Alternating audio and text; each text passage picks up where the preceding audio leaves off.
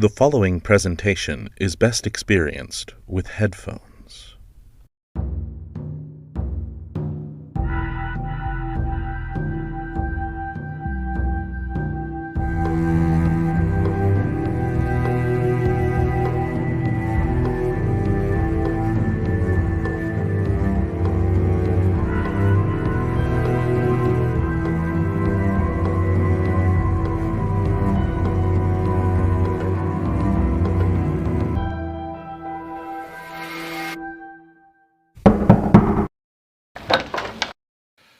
Welcome, honored guests, to the House of Branching Paths. Please step inside and follow me quickly. We must limit the time you spend in these halls. The possibilities have been going wild, and it is harder than ever for me to determine my destination. It is reminiscent of the time when the circle was dwindling and losing members. But this is happening much faster, and after the circle has grown. Not to mention the curious happenings with Nan that have been on my mind of late, which I... Wait. Do you hear that? You want me to take them? But what if... Shh. Sorry. I forgot the guests were coming. I'll be quieter. Nan? Come, talk with... And once again, I find her location closed to me. I didn't think she was capable of doing that. No matter. Where is my head at? I always tell you not to get distracted, and here I am setting a bad example. Come, guests, it is just a bit farther. Rest assured, we will figure out what is happening with Nan, and we will get our friend back. So, for now, leave your worries with me, as I leave you with the circle. Honored guests, it's so good to see you. Good to see we can't lose you. Shh. We must not frighten our guests. Well, we seem to be losing everything else. I still haven't found my name. We aren't talking about that right now. Honored guests, it is nothing. Only a few household items we have misplaced. Cups, saucers, tea packets, utensils. But you know how it can be, though, in a large family such as ours. I think we would remember if we took the items people were missing. Well, they are only miscellaneous things. I'm sure they will turn up, right, Emrys? I'd like for Nan to turn up so I can ask her a few questions. You can't be angry with her. You have to be gentle with her. Well, it's all very suspicious. And superstitious.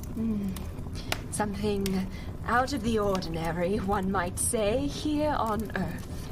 Well, my friend, I do believe I see the crackle of an extraordinary story on those flames. The fire burns bright, with stories ever knowing. You're right, Emrys. The flame senses the unrest and knows something beyond us is happening in our realm. Certainly this person's story is beyond the usual. Maybe our house is experiencing something beyond the usual as well. In fact, this person's story is considered a tall tale, or a story with unbelievable elements told as fact. But this story does have links to a real person born in the 1850s who worked for the C&O Railroad. Of course, we are speaking of the legend, John Henry. He soon became a folk hero, as his story was told and retold. Through words and songs. At first, John Henry was told through hammer songs or work songs, so railroaders and workers alike could have a steady rhythm to go by. This evolved into The Ballad of John Henry.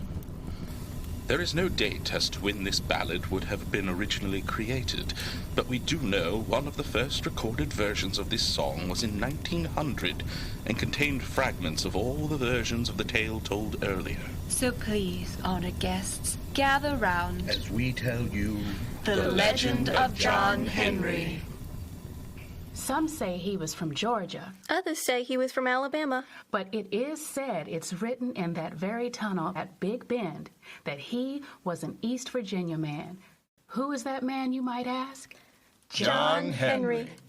When John Henry was a little boy, he sat on his daddy's knee, who gifted him a hammer and a little piece of Steel. Though John Henry couldn't speak yet, you could almost hear the breeze whisper. I'll die with the hammer in my hand. John Henry had to do the work of a full-grown man as a little boy, so no wonder he simply grew. Sometimes he grew so fast, the pants he put on in the morning were at his knees by nightfall. He grew And grew. and grew. Soon he was the biggest and strongest man around. I was a steel driving man. I carried the hammers my daddy gave me when I was young, everywhere I went. John Henry was a traveler. He was looking for work. A day or so later, John Henry saw a crew building a railroad track on his journey. At least they were trying to, until they came to a large boulder right where the track was supposed to lead. John Henry spoke to the railway captain in charge of the production. Hello, my name is John Henry. I could get rid of that boulder for you. That's all right. We put some dynamite to it. John Henry smiled to himself. Whatever you say, Captain. The railway crew planted dynamite all around the rock and When the dynamite fizzled out, the railway crew was amazed. The boulder was still there. There was a rumbling sound that was shaking the ground the crew stood on. They all turned to see John Henry laughing.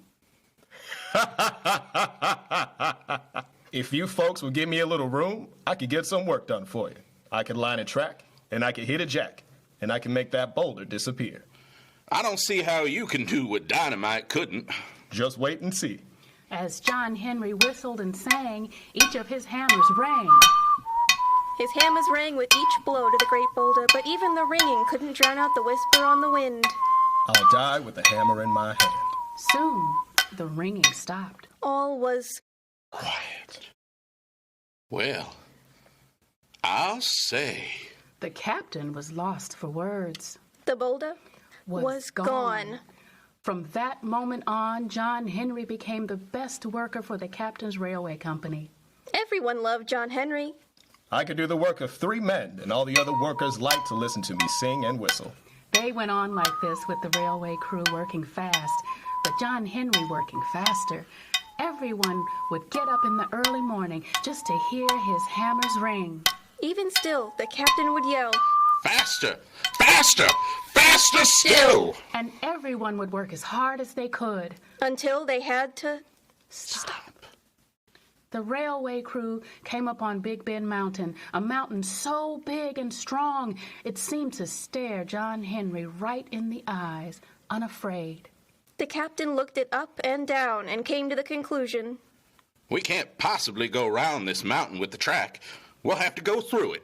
John Henry was the first to volunteer and told the captain. The next time you go into town, if you buy me a 9-pound hammer, I'll drive all the steel drills down and go right through that mountain. You've got a willing mind, John Henry. I'll go get your hammer, and we'll see if you can drive through that rock. I guarantee I can, sir.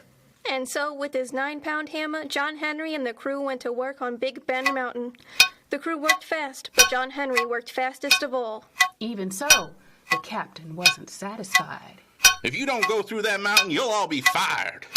This left the crew uneasy, and they kept at their work, until the next day, another man arrived. He was in a crisp 3-piece suit with shiny shoes and a hat upon his head. Behind him, he towed along a Machine. all steam-powered and the size of a locomotive. It spit fire and smoke into the air.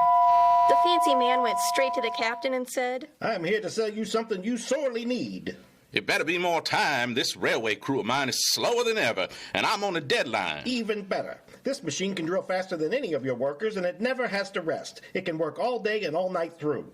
John Henry spoke up. It won't be able to beat me. Mr. Henry, I've heard you're the best steel driver there ever was, but even you can't out-hammer this machine. John Henry, lay your hammers down. This machine will be able to do the work. And what will happen to us if you buy this machine? I suppose you're all out of a job. John Henry looked at his friends around him. with all his strength and a smile that shone like the sun, John Henry declared, I want to have a contest. Your steam drill against me and both of my hammers. No one is quite sure what, but something answered. I'll die with a hammer in my hand. And in the next moment, before anyone could look to see what had said it, and the captain couldn't protest, the man with the steam drill agreed. All right, John Henry. My steam drill on the right-hand side of the mountain and you on the left. Whichever drills through more once this whistle blows wins. Sounds like fun to me. John Henry and the machine took their places. For the first time in his life, John Henry looked to the mountain and saw the machine on the other side, and he felt Small. But this thought only stayed a minute. And then John Henry picked up his hammers and began to work at the sound of the first whistle. They were off. Rock and dirt were flying away from either side. The machine groaned in its work, but John Henry could be heard whistling away to his hammer. Suddenly, the captain cried out. I believe this mountain is caving in. Everyone stop! Get my machine! But John Henry stopped whistling to call out. Don't worry. It's only my hammer sucking in the wind. The whistle blew again. John Henry stopped. The machine stopped. Everyone Stopped.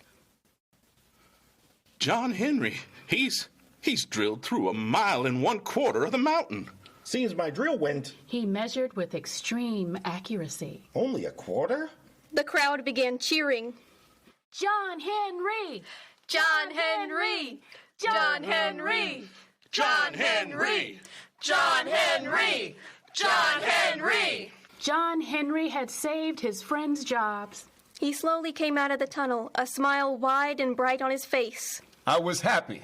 I had my hammers and I had beaten that machine. People are stronger than any machine. But suddenly, I was feeling very tired. Everyone watched as John Henry sat down against the great rock And died. Though John Henry had won, he had hammered so hard and so fast that his heart had failed. But John Henry still had a smile as I died with a hammer in each hand. Everyone in the West who heard of John Henry's death boarded an eastbound train to see the place he had found his rest. some say they took John Henry to the White House and laid him there. Some say you can still hear his laugh and whistle around Big Bend Tunnel. And others say you can still hear the cries of all those who wept for him there. But no matter what, everyone will tell you that whenever a locomotive passes by John Henry, you'll hear a whisper in the wind say, Now here lies a steel-driving man. The end. A truly fantastical and well-honored tale. Hopefully our house stops being so fantastical and returns our items. We just have to remember it isn't any of us. We need to stick together to see what is happening. Oh, Emerson Mercado will be so cross with me. What in the world is she talking about? I think the better question is, who is Nan talking to? Well, honored guests, I'm sure you may want to depart before we have to find Nan again. For now, honored guests, we must say goodbye.